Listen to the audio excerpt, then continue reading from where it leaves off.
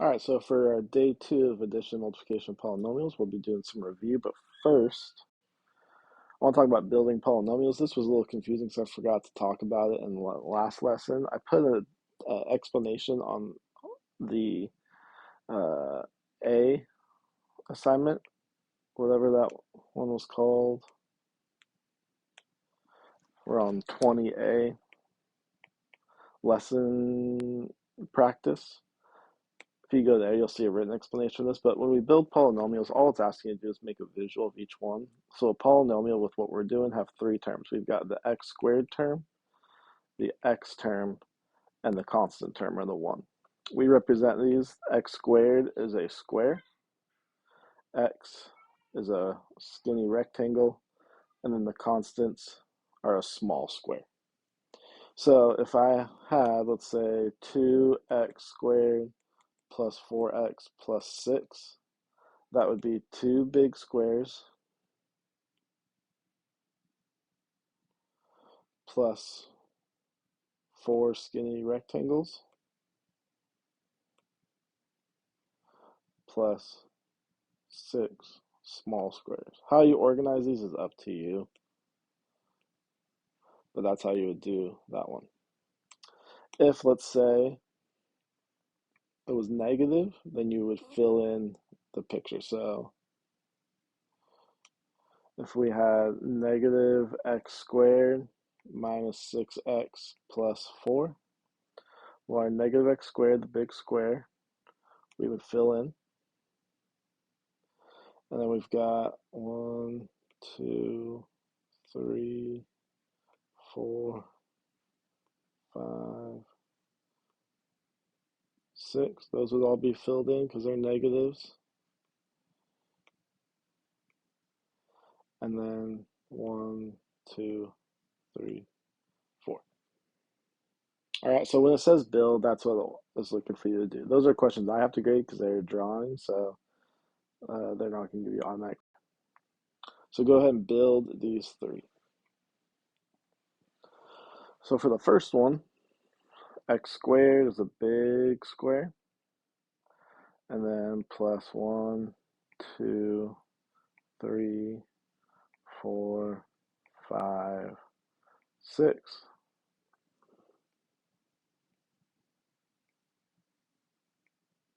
So that would be A.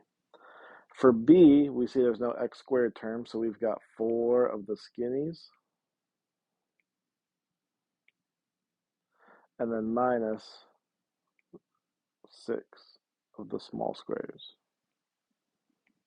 And then since it's minus, we fill those in.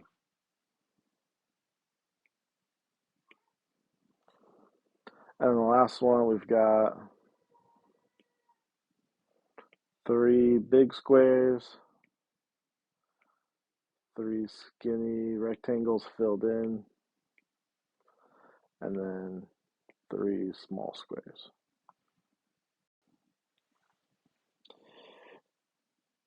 So for a little bit more, this is gonna help us for next week's lesson. So I've picked 2 numbers for each of these parts, A, B, and C. It's different numbers for each one, A, B, and C. And using these clues, you need to figure out what my 2 numbers are. So for the A, it's 2 numbers that multiply to 15, and those same numbers add to 8. For B, you're looking for 2 numbers that multiply to 16, and they add to 10. And then C, you're looking for another pair of 2 numbers that multiply to 24 and add to 11. So for A, it would be 3 and 5. 3 times 5 is 15. 3 plus 5 is 8. For 16, it would be 2 and 8. 2 times 8 is 16.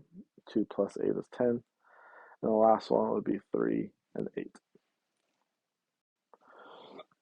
So just some practice on these problems. Nothing new for today. So go ahead for each of these, pause it, do it, and then check. So this first one, we have 4x squared plus 11x plus 2.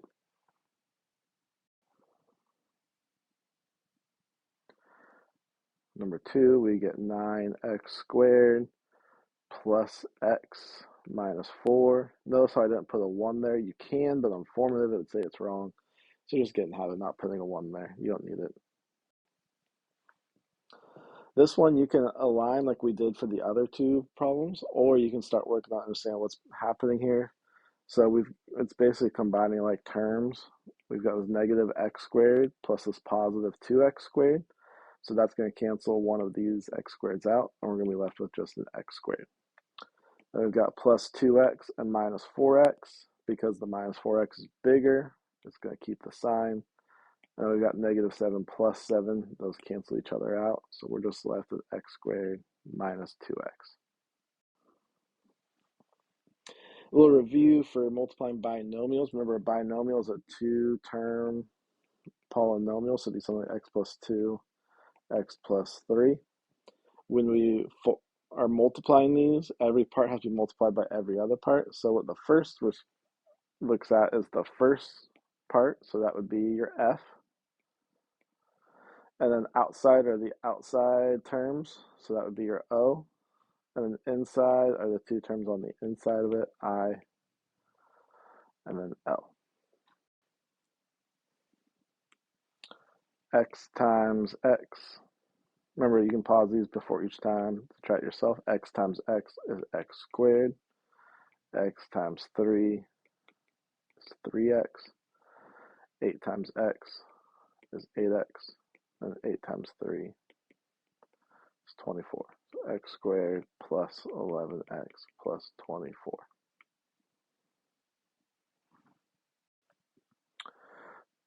Two x times x is 2x squared. 2x times 6 is plus 12x. 2 times x is 2x. And then plus 2 times 6, which is 12. Add the middles together, so we get 2x squared plus 14x plus 12.